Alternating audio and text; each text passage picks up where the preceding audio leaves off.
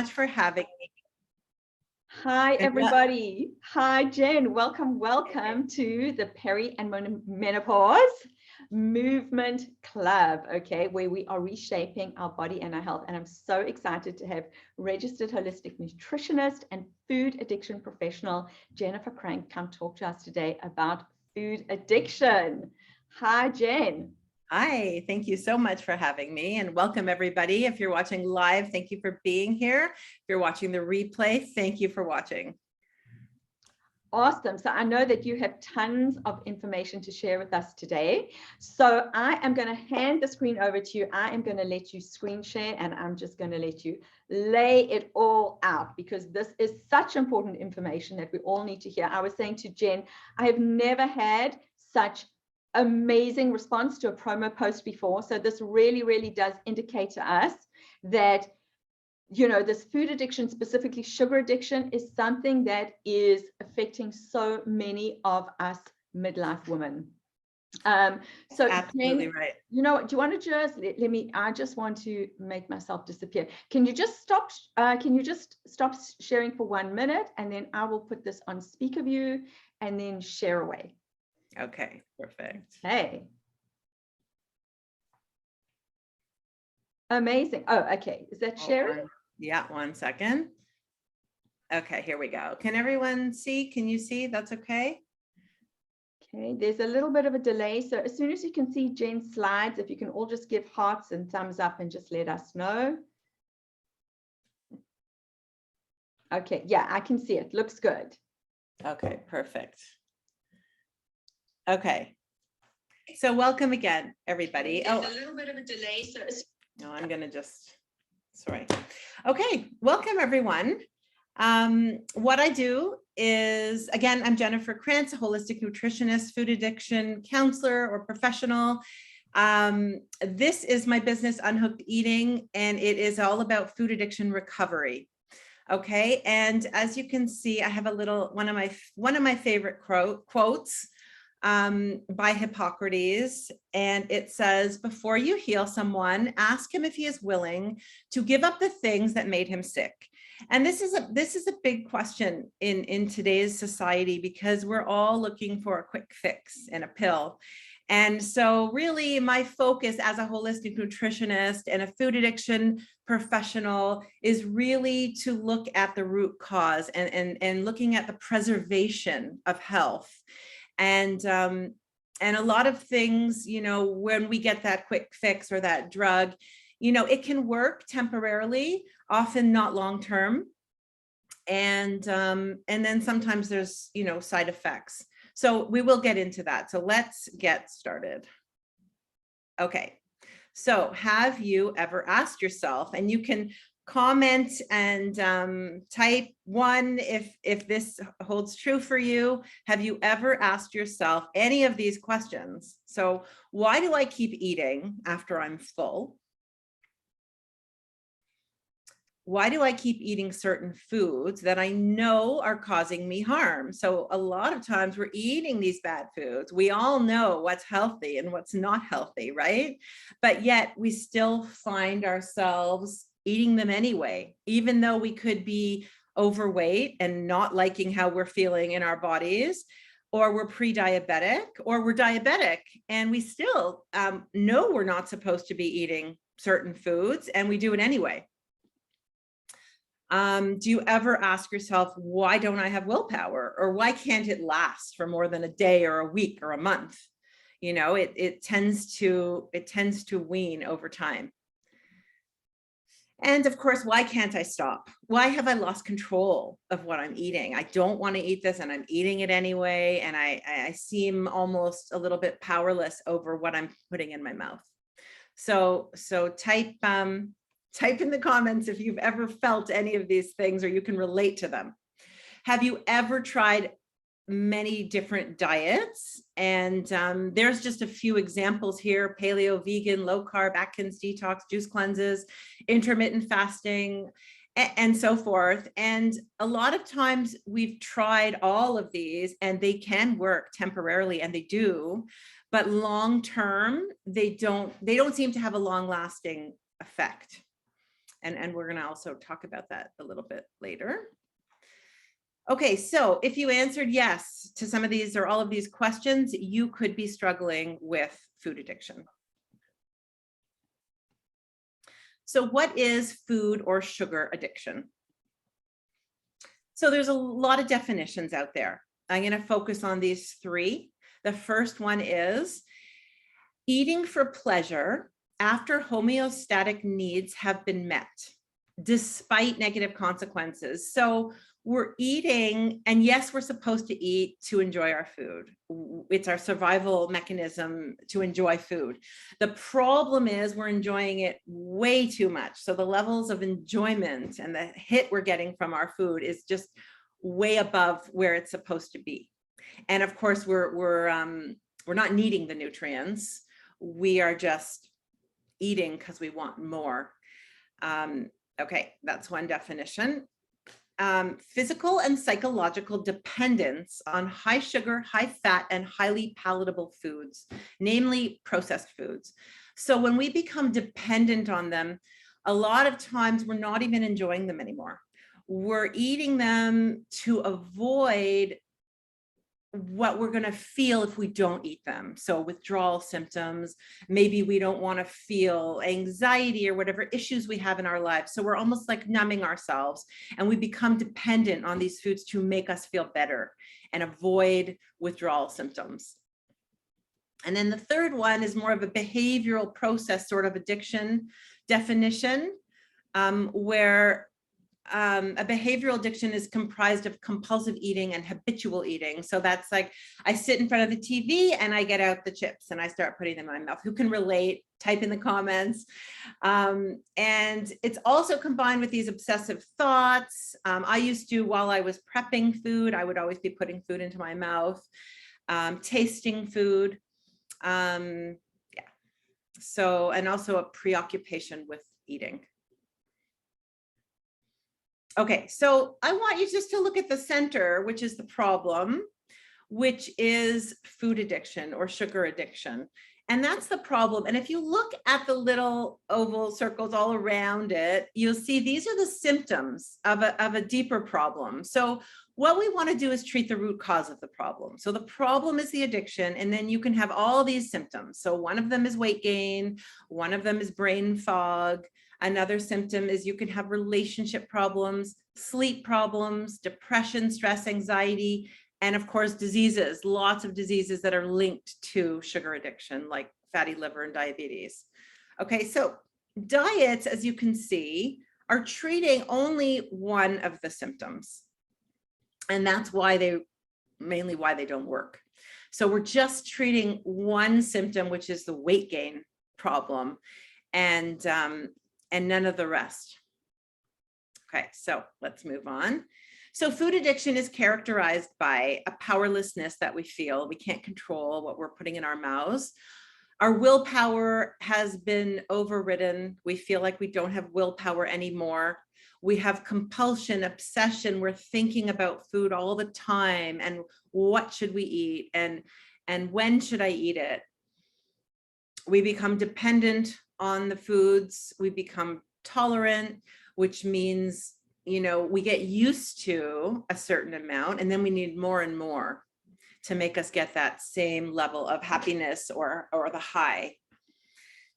And moderation is often no longer possible. And I know people always talk about moderation and 80-20, and you can just eat this on the weekends. And as we go on talking, you'll see why that's not going to be possible a lot of the time. Sometimes, hopefully, that is the goal. That's what we want, but it's not always possible. Okay, so just a quick outline. What we're going to go through over the next 25 minutes or so. So I'm going to give you a little bit of history of my story, a little bit about processed food and the history of processed food. We're going to talk about obesity and diets, and food addiction, of course, a little more in depth, and then recovery from food addiction and how we recover. Okay, this is me. This is me before. So I I never love to show these pictures, so I'm going to flip to these.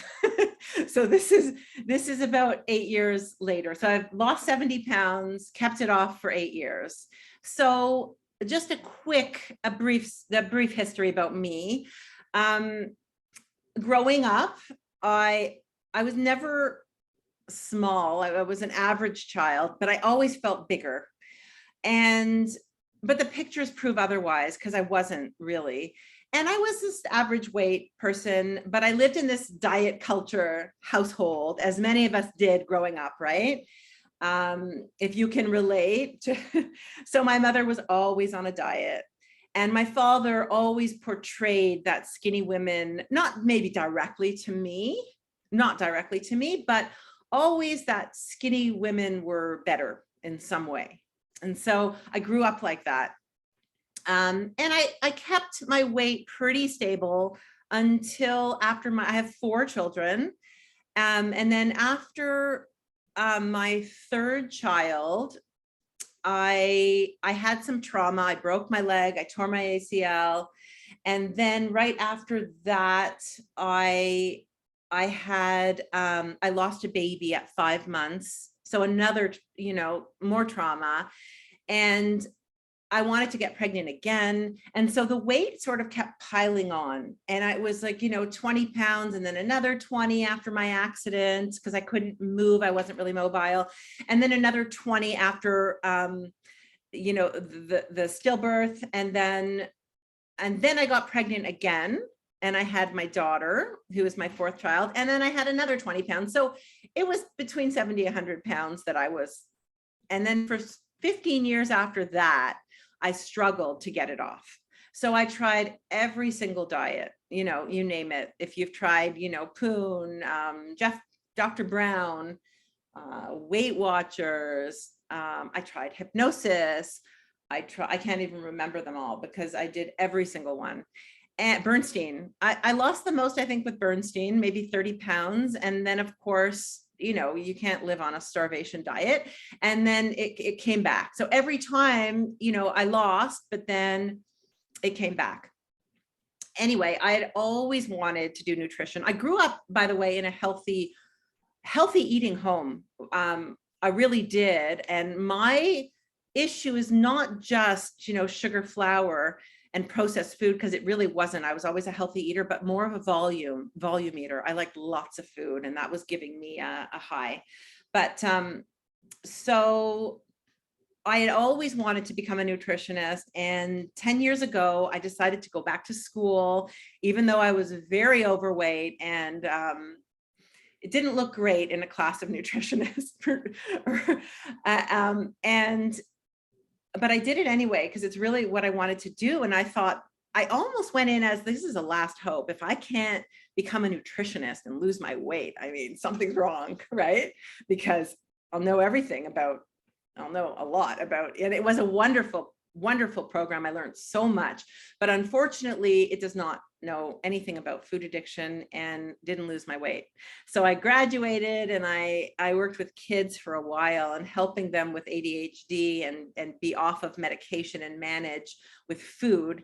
And then a couple of years after that, I discovered a 12-step program, which is food addiction. And my whole world opened up. So all of a sudden it was such a relief, like, this isn't my fault. It's an addiction. And so I learned from them. I stayed in and out of those rooms for a while, and I went and learned everything I could about food addiction. And then I went back to school last year to do a program out of Iceland, a school called InFact, and to become a food addiction professional. And so I incorporated it in my nutrition practice, and here we are. So let's keep going. Okay, so a little bit about the history of processed food quickly. So before 1980, we ate real food, mostly. And then in the 80s, so the tobacco companies started to get slammed with lots of lawsuits. And they started discovering that cigarette smoke is actually bad for us. And So they decided to buy into the big food companies, large portions into the big food companies, Kraft, Nabisco, and General Foods. And they took the attention away from the cigarette smoke, and they started to focus on food. So what happened when the tobacco companies got hold of the food industry? So what they did was these tobacco companies applied a business addiction model to our food and our way of eating. Okay, so I'm just going to quickly go through the 5 A's of this addiction model. So 1, the food has to be addictive. So they formulate the perfect amounts of sugar, salt, and fat in our processed food, and they need to make it addictive. And they've done a very good job out of figuring that out. Lots of science goes behind that, lots of research. They have to advertise, and they advertise to the youngest age possible because they want to get them started young, and that's who will be in the grocery stores with their parents and begging for, you know, the beautiful boxes of cereal filled with sugar. Also, they started putting toys in Happy Meals in the fast food restaurants to attract the kids, because you want to get the kids at the youngest age possible. So the foods have to be available. So they have to be everywhere. You have to have easy access to them. You know, pick it up on impulse, drive through. We have Tim Hortons, McDonald's, everywhere. It's easy, it's fast. And then the last A is affordable. So they have to use the cheapest ingredients, because if it's too expensive, it's not accessible to everybody. So they've done a really good job of that too. As you can see, you know, sometimes we just want to drive through Tim's to get breakfast or lunch. It's probably cheaper than going out and buying ingredients yourself and bringing it home and the work to get it done. So they've done a great job out of that. So the model teaches the brain to crave. That's what this addiction model does. And so in the 80s, post 80s, or through the 80s and post 80s, we see a shift, a big shift in the food industry. And we go from eating real food to using food-like substances.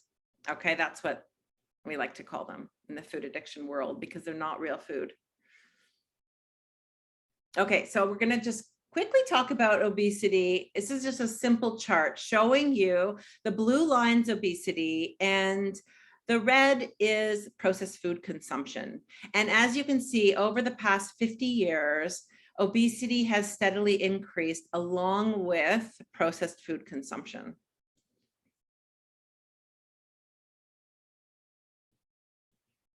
So why has it increased so drastically?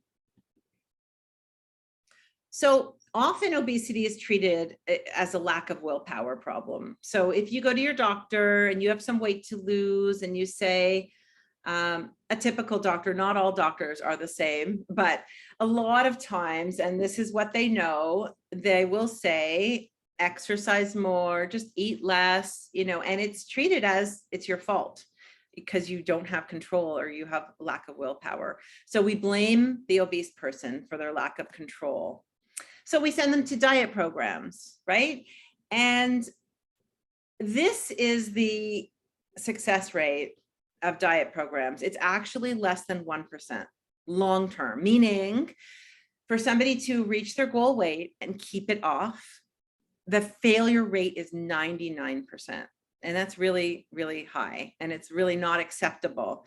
And, you know, I like to sort of put out there, if your child went to a school and 99% of the kids were failing, would you look at the kids and say, you know, what's wrong with the kids here? They're all failing. More likely you would look at what else is going on. You know, could it be the environment? Could it be what else is happening? Could it be the teachers? You know, you wouldn't just blame the children. So we're not looking at the food as the problem. So that's what we're going to do. We're going to look at the food, but first we're going to just talk about what a normal eater is. So someone who eats to fulfill their body's needs for nutrients, they eat when they're hungry and they stop when they're full.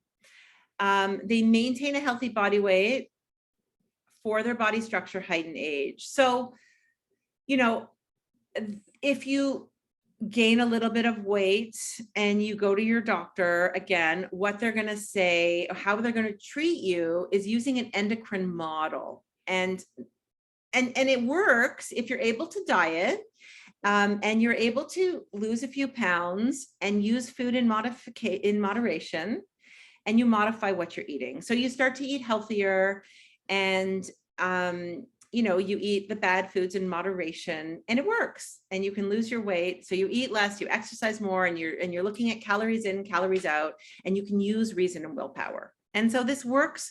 But as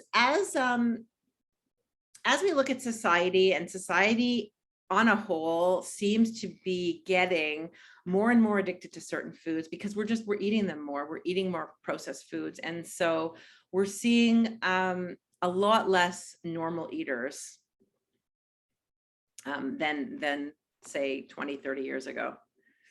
Okay, so let's talk about our food a little bit. Let's look at what we're eating. Okay, so we're going to start on the side with the sugar. So we have sugar cane and we have a sugar beet. And when we process and refine these, we get a white powder, what we call sugar, right? So we have cane sugar, or we have beet sugar.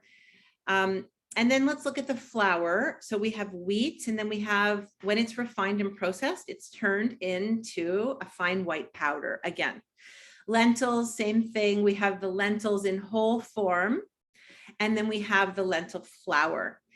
And rice, again, a whole grain, and then when it's processed and refined, a fine white powder. Same with corn. We have cornstarch next to the corn. Okay, so when we eat these whole foods, they are combined with their nutrients and their fiber, and they react very differently in the body. When we refine them and process them and turn them into white powders, whether it's flour or sugar, they react very similarly in the body. They react very quickly. They spike your blood sugar, and they cause a whole host of reactions and host of problems. And so we're not eating the whole food anymore, and we're not getting the same reaction. We're just going to take a look at, just a closer look at wheat. And so here's a grain of wheat. The germ is in the middle, the yellow part there. The bran is the fiber on the outside. The germ is where all the vitamins are, mostly B vitamins in wheat. And then the endosperm is the white part in the middle. So when we strip it of its bran and we take out the germ, often we do both those things. Even in your whole grain bread, most of it's taken out, just because the processed food industry needs it to be shelf stable, because if they can't keep it on the shelf for a long time, they can't make a lot of money if things are going bad quickly.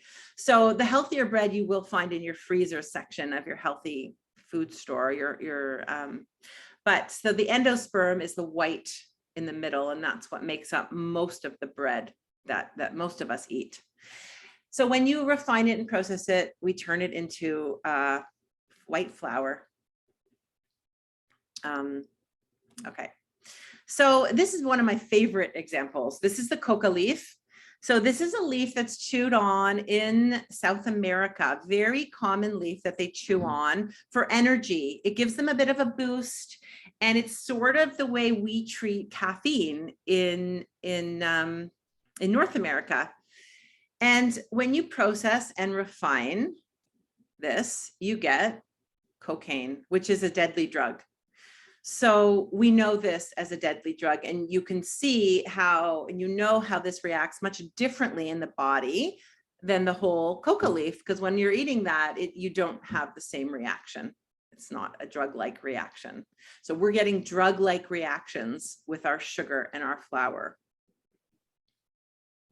Okay, so a little more in depth about food addiction. Does anyone have any questions at this point? No? I am watching the comments. No questions so far, but lots and lots of comments. Okay. And, Beth says she's married to a normal eater, and everyone is like pretty kind of like shocked by the information you're giving so far, because yeah, it's shocking. It's is. things that a lot of people have never heard before. And that's why it's my passion to educate Yeah. and to teach people this stuff is Yeah, very because important. we can't believe that these big industries, that their whole industries and supermarkets and economies that are actually, they're not benign, right? They're not on our side, you know, they're not, they don't have our best interests at heart. Right. They don't, they want to make money. And I mean, obviously that's what they're in business for. Yeah, that's how I feel about the shoe industry, which people learn all about in the reshape method. Anyway, yeah. Yeah, makes sense. Okay, so what is food addiction? Okay, so there's 3 parts to it. So first we have the chemical part, which is the actual food that we've been discussing and how it reacts in our body, the sugar and the flour and what it's doing to us, which we're going to get into. And then of course there's the psychological part. So when I was going from diet program to diet program, I saw a nutritionist, actually didn't mention that.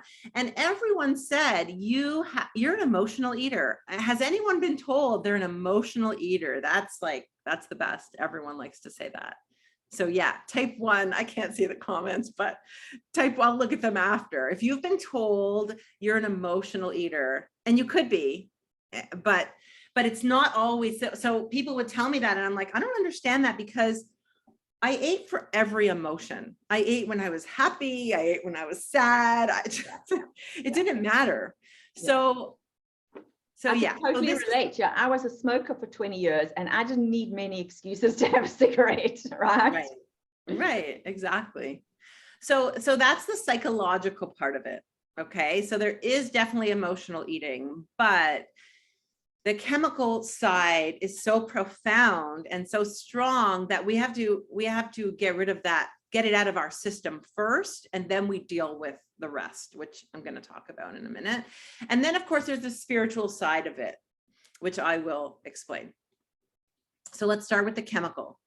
Okay, so this is the part of the addiction that has to do with the chemical reactions that happen in the body when you eat certain foods.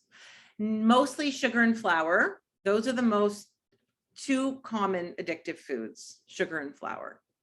There's lots of other ones, but these are the 2. When I start with somebody and we're looking at their food and we're looking at what they could be addicted to, these 2 usually have to go at first, or they always have to go at first. Okay, it doesn't mean you can't have grains. There's always grains in a food plan, but flour, grains do not have to be flour.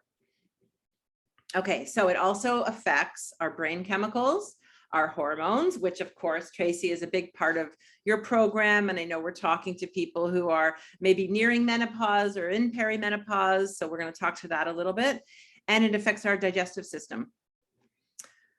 Okay, so the chemical part, we'll talk about the reward center in the brain. So sugar and flour, actually, there's lots of science behind this, lots of research and studies. They light up the same reward center in the brain as drugs, alcohol, and sex, same addictive pathways. And you can see there's the sugar on one side and the cocaine on the other, and they light up the same reward center in the brain. So what happens when we eat the sugar and flour, we get our feel-good neurotransmitters. We get this hit of dopamine and serotonin. Those are the 2 main ones. And we're high. I mean, they make us high, just like anything else. So what happens over time is this creates cravings. So we have strong neurological connections to certain foods and the emotions associated with them. It's all connected in our brain, and we get cravings. We get tolerance. Like I mentioned before, our dopamine receptors get down-regulated. So if we're eating, say we're eating a few cookies, and that's giving us a nice dopamine high. And then after a few years, our receptors, so they're not getting that same high because our receptors are worn down. And so we need maybe 6 cookies or a row of cookies or a box of cookies, to get that same high. And then, in later stage addiction, we come to dependence. So we go from enjoying our drug or our addictive food to needing it. Okay. And this is, I don't know if anyone can comment in the chat, but if you've gone into a place, I know I got to a place where I would be sitting with something and thinking, why am I eating this? I don't even want this. I don't even want it. And I'm still eating it. So it's, it's kind of a lot, going on in your brain. So comments, I'd like to hear if you have ever felt that, where you're just eating because you feel like you have to, like you need it to get by, to get through your day. Yeah, we're getting lots of yeses. And I know particularly me when my kids were younger, Mm-hmm. And they're like sleep issues and things like that, right? You feel you're just hopeless against. Yeah. And you need that pick-me-up. Food was acting as a drug for you, as sort of a pick-me-up. Or a lot of clients tell me, after my kids go to bed, it's like, this is my reward. So food has become a reward, right? So type in the comments if you are using food. I mean, there's so many reasons that we use food, but reward's a big one, and so we have to look at changing those things. Yeah, the whole I deserve it. I've had a hard day. I deserve it, right? Yeah, of course. I deserve this. This is. Yeah, Claire says, for me, it was at the end of the day when the kids finally went to bed. Yeah, exactly. I hear that all the time. And we have to just look at other ways to reward ourselves and other ways to get that dopamine high and serotonin. And over time, when we, because what's happened is we've because we're addicted, we've lost pleasure from more simple things because we've down-regulated our dopamine receptors, like that walk in the forest, that walk in nature that used to give us a high isn't going to do it anymore, right? So we have to almost recalibrate and fix those things. And it does take time, but we have to get there. It does. It does. I know, I used to watch TV every night, at the end of I would watch a show and I'd sit there and I'd eat and watch the show. And what was so interesting is that was my treat. That was my end of the day thing. But when I got on top of my cravings and when I stopped that snacking at night, my whole life changed because I didn't want the TV anymore either. Yeah, amazing. Right, because we piggyback these things together, I suppose, as well. Exactly. We, there's a word for it in Atomic Habits, a wonderful book. But it's piggybacking those habits. So now I do these really serotonin inducing, meaningful, productive things in the evening instead of sitting watching Dr. Phil and eating Oreo cookies. You figured it out. You got it all figured out. Yeah. Exactly. And that's where we have to get to. So, sometimes we replace our addictions. Our addictions tend to get replaced. We cut one and then we replace it with another. And Netflix binging is a very common one. So we have to look at that. I mean, it could be better than eating for sure, but it might not be the best one for us. So we look at that. Okay, so let's talk about hormones that are affected by our addictive foods. So insulin, I'm sure most people have heard of.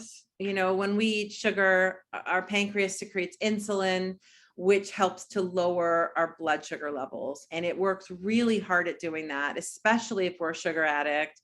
And then over time, our pancreas gets exhausted and then we see insulin resistance. So our insulin can't even get our sugar into the cells anymore properly. So that's insulin resistance, which I go into that, not in this presentation, but it's important information. And then of course, sugar affects our hunger hormones. So leptin is our feel full hormone, which it kicks in after we've eaten a certain amount, and it tells our brain, okay, it's time to stop eating. And now it's time to get out and expend some of that energy. But what happens, just like insulin, is we push beyond that point because the food is so good and our portion sizes in restaurants are too big. And we eat beyond that full point often. And then for some of us, and I'm one of those, I don't think I was born with a lot of leptin. I think genetically, some people have more than others. Like some people in my family will eat soup and salad and be like, I'm full, I can't eat the main meal. I never had that. It was like, I could eat a lot more than other people before I felt full. So anyway, that's genetics is part of it, but I think we override this system, this hormonal system so much that we get leptin resistant. And so we don't even know when we're full, and our brain is not getting the signal to stop eating. And what happens is, we're obese, and our brain still thinks we're starving and we need to eat more. And so we keep eating. And then ghrelin is the hormone that stimulates appetite. It tells our brain to eat. And there's many things going on here that's going to tell our brain to eat besides just the hormone. We have all kinds of, cues and triggers in our life that tells us we have to eat, like a holiday, for example, many things, but yeah, so that's hormones. And then now we'll talk about sugar a little bit. So if you look at, so this is our blood sugar. And if you look at the red sort of roller coaster looking ups and downs throughout the day, that is not what we want. So that's a blood sugar roller coaster. So when we eat our processed foods or too many carbs in the morning, we get this spike in blood sugar. And of course, insulin gets pushed out to lower it. And then we get this dip, this very low dip. And that makes us crave again. And our body thinks, oh, well, we haven't had the right nutrients. And so we're hungry again, and we start craving again. And of course we start craving the wrong foods. And there's just a picture of cookies there, and even dried fruit. So people think, well, dried fruit's healthy. Yes, it can be, but it also is loaded with sugar and not enough water. And so it creates the spike again. And we go through our day with this blood sugar roller coaster, and it's very bad on our metabolism, bad on our hormones, and creates a lot of wreaks havoc in our body. Yeah, so what we want is more of a steady, not so little nice rolling hills, like the green, but like even little ups and downs are fine. So I just want to talk about sugar for a minute here. I'm just going to check my time. Okay, so not only is it addictive and it leads to those highs and lows in mood and energy, but it also raises insulin, which we just talked about. And it's a very powerful hormone, insulin, and it wreaks havoc on the entire hormonal system. And I wanted to focus on this because I know, Tracy, your group is a lot of perimenopausal or menopausal women. And sugar, I just wanted to be very clear about what sugar can do. When it affects the insulin, it can affect all the sex hormones, including estrogen and progesterone and testosterone, and it creates imbalances. So it can create estrogen dominance. So sugar's not really our friend. And there's many more. Yeah, I say in my program, I say in the Reshape Method, it is the menopausal woman's kryptonite. Exactly. Good. Yeah. Good word. It is. No wiggle room. No. And so it causes so many problems. And there's just there's a few listed here. I just saw a recent post with 145 ways that sugar destroys your health. So it suppresses. Yeah, it was very detailed, but it suppresses your immune system. It leads to anxiety, hyperactivity, difficulty concentrating, brain fog, fatigue, depression. You see a lot of people being diagnosed, and kids sometimes, where it's masquerading as ADHD, but really if they get onto better food, they can focus again and they can sit still, and they're actually not hyperactive, and their clear thinking and all these things fade away. And of course it can lead to obesity and disease. Okay. It can create problems in the digestive system. So we have all these microorganisms that live in our gut, And the bad bacteria is one of them, and they thrive on sugar and carbohydrates. Okay. And they make us crave sugar and carbohydrates. Once they proliferate and they take over, then they really make you crave it. And they damage, of course, the bad bacteria damages the intestinal walls and causes all kinds of problems.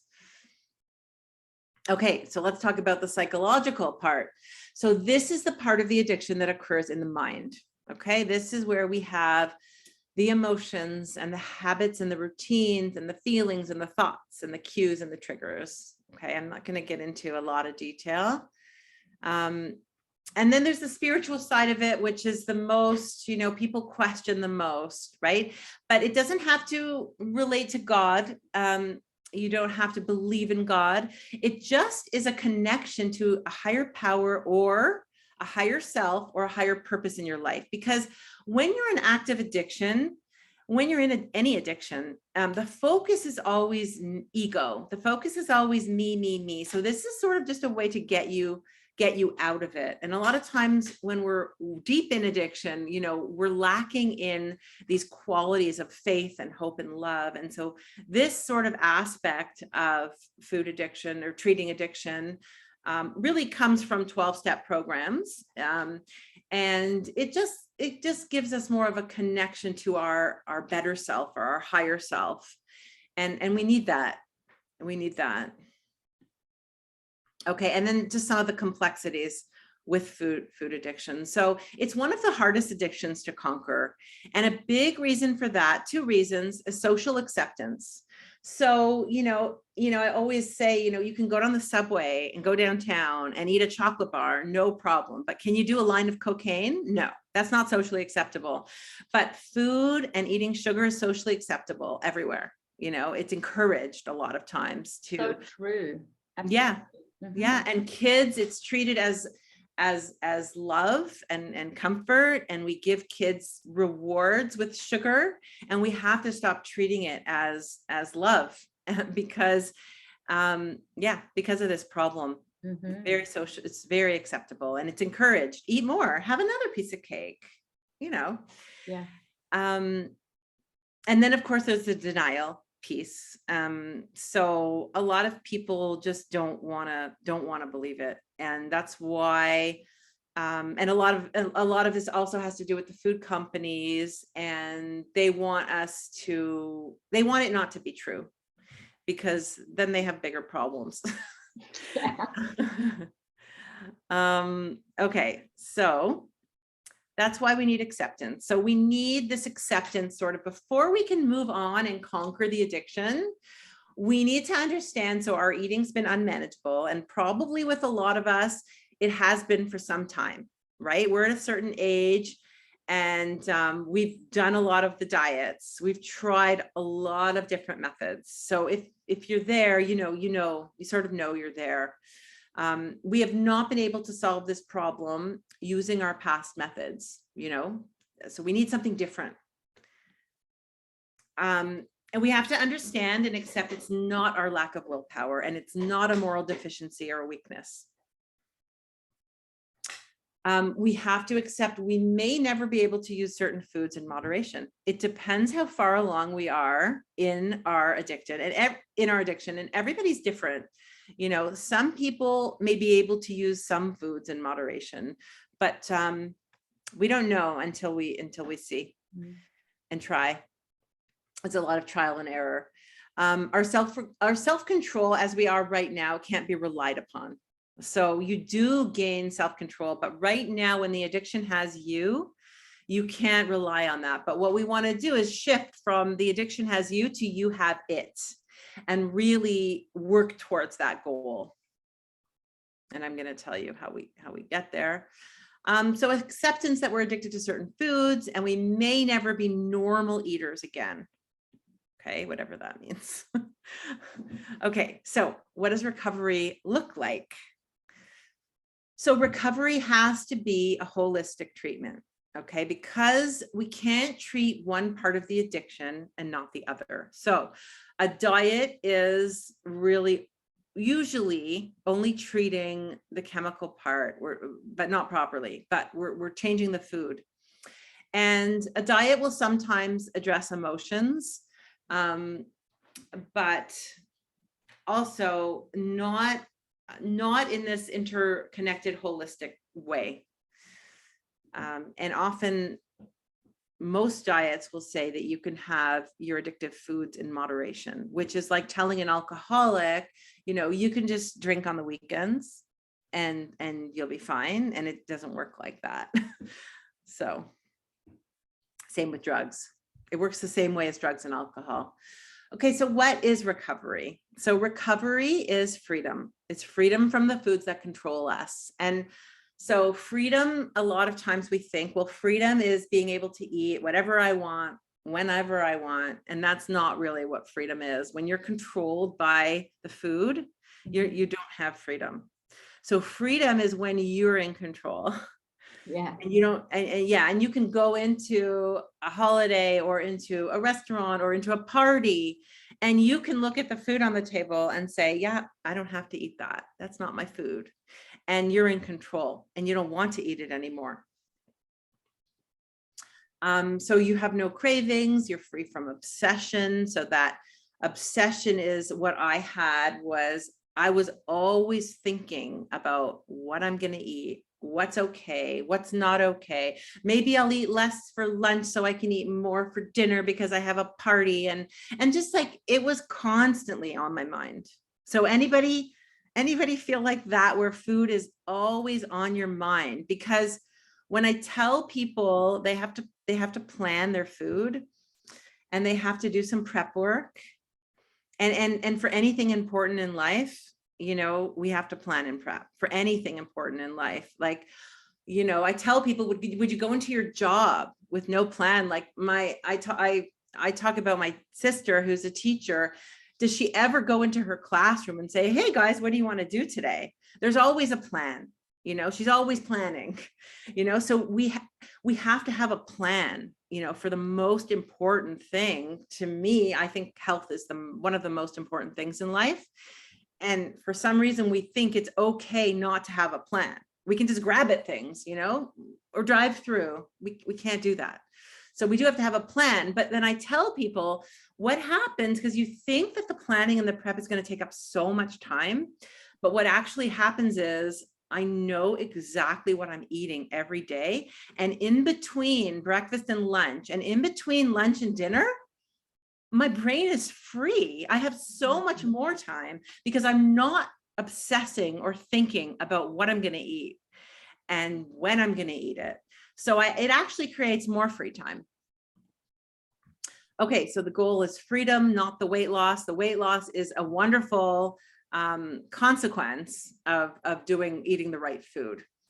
But the goal is to be in control of our food and the actions that we're going to take to get us there.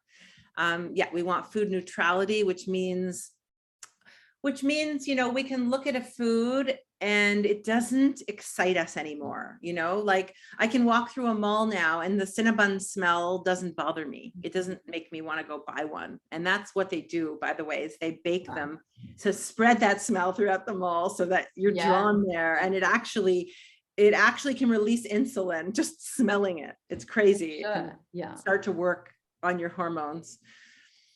Okay, and we remain steady and present and mindful no matter what happens to us. So meaning we're not activated, and our nervous system is more steady.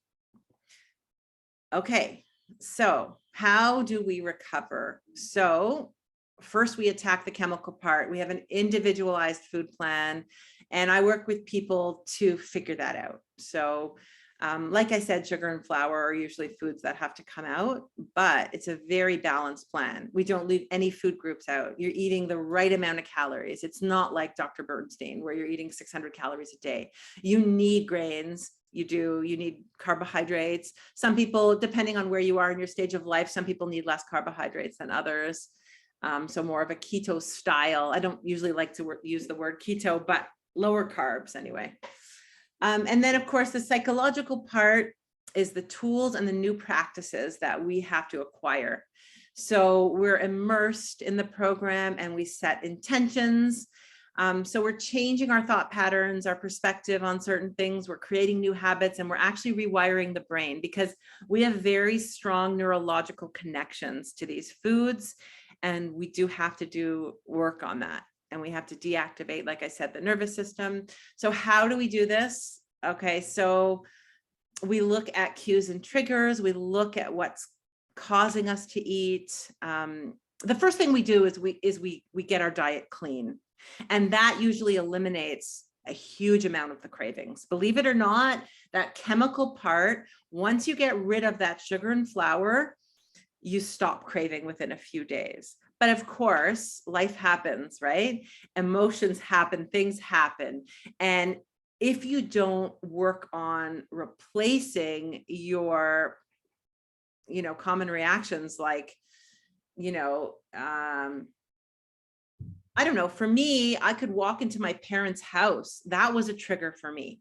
I walked in and I would go to a certain place to grab food, so just learning how to deal with those triggers. And then self-compassion. Many of us are so hard on ourselves and we're lacking that, we're thinking we're not enough. And it's self-compassion is really about becoming your own best friend. And then of course, daily routines. We need routine in our life. This is what creates the new habits that get us to where we want to go. And then there's the spiritual growth. So like, again, connecting to a higher power or a higher self, higher part of yourself that really understands why you need to change your lifestyle and not just go on a diet, or a higher purpose. And that's it. So we have a little bit of time, a few minutes for questions. So what next steps, if this resonated with you at all, if you have questions, feel free to send them in the comments, send them privately to me. Take the quiz. It's on my website. See if you could be addicted. I do a free consultation. I can tell you about my programs. My contact information is here. You can email me. You can text me. So I offer 8-week group sessions and I offer private sessions, both. And that's it. So if anyone has any questions.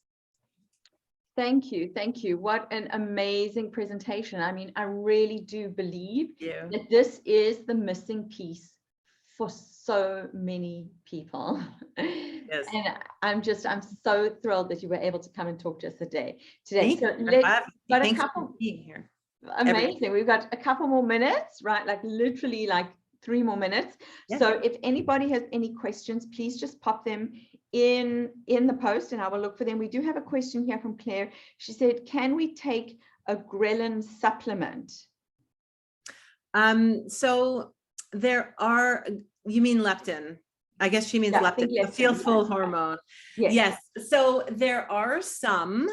The problem is we have enough leptin. So leptin is stored in our fat cells. The bigger problem is leptin resistance.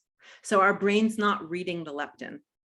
So you can take more, but it's not going to really do much for you.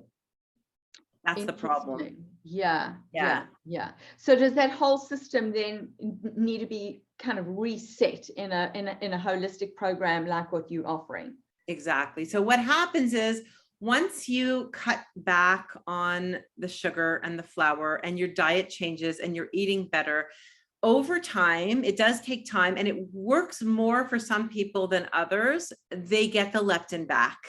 They do. So they will start feeling fuller sooner. But, as I always say with supplements, I'm not big on pushing supplements. There are a few that I highly, highly recommend, mostly vitamins and minerals. Supplements are a supplement to the diet. Diet is number one. Okay. Mm-hmm. So once you cut the sugar and flour, your insulin's back in balance and your leptin and ghrelin will come back into balance naturally. Right. So a supplement like leptin is not going to do anything if you're not changing your diet. Right. Yeah. So I think people understand what it is to cut sugar, right? Because they know the sugar, but maybe if you can talk a little bit about cutting the flour? What does that look like practically? Well, I can tell you, I guess the question people ask me is, what grains do I eat? So I eat Mary's crackers. Mary's crackers. My favorite, yeah. Yeah, they don't have flour in them. There's not a lot out there that don't have flour in them, because you can look at these healthy crackers and like the number one ingredient you'll see is corn flour or rice flour. Even like, you know, I've tried chickpea flour in certain products, and I can't do it. I can't stop eating them. Right. I can't stop. You know, right? You know. You figure it out. That feeling, yeah. right? Yeah, it's so like Ezekiel bread. So yeah, some people can do Ezekiel bread, but it is flour, even though it could be spelt flour. It's better flours. Like if you look at the ancient grains, you know, and they could be sprouted and they could be not so processed. You know, you can make your own breads with almond flour. I will sometimes grind my own almonds, because that almond flour that I'm making in my food processor is not like buying the big bag of almond flour at Costco. It's not the same, right? So the more it's processed, the more it's refined, the more of a sugar type reaction it's going to have in your body. Yeah. So a sugar spike it's going to create. Absolutely. So what other kinds of grains do you stick to? So I honestly, I don't eat a lot of grains, but if I do, I use sweet potato as my grain, my starchy carbohydrate. I will eat rice on occasion. Rice is a gluten-free grain. So I do eat some of the other whole grains, gluten-free or non-gluten-free. Like I'll eat kamut sometimes. I'm trying to remember, I haven't eaten them for a long time, but there are some cereals. There's the Ezekiel cereal. There is an Ezekiel cereal that is grain-free. It's just made with, you know, the whole seeds. And sorry, I shouldn't say grain-free, flour-free. So it has grains in it, and it even has wheat in it. And it doesn't trigger me, you know, because it doesn't have flour in it. That's the thing. You'll know what you can handle and what you can't handle, because you'll just like want to carry on eating. So let's end with this question from Beth. Great question. She says, is it possible to get past decades of feeling not enough? Yes, absolutely. Absolutely. And I do work on that. And I have lots of resources that I send my clients to that, you know, are better at speaking to that than I am. Lots of podcasts that, and that's part of the spirituality too, right? Because, you know, that's one of my favorite quotes. We can end maybe with this is, we are all a masterpiece and a work in progress. So my belief is we're all made from God, and we have a soul, and we are perfect the way we are. And yet we all need to grow and work and change. So you are enough. That doesn't mean that you don't have to keep working and growing and changing, but yeah. Absolutely. Well, thank you so much for coming to speak to us today. I hope everybody learned something. I hope you can take away. For sure. I know you have to dash to another appointment, and there's some other questions, but maybe if you can pop back on later and answer those. I will, for sure. Thank you so much for coming today. All the best. Bye, everybody. Take care. Hang on one sec.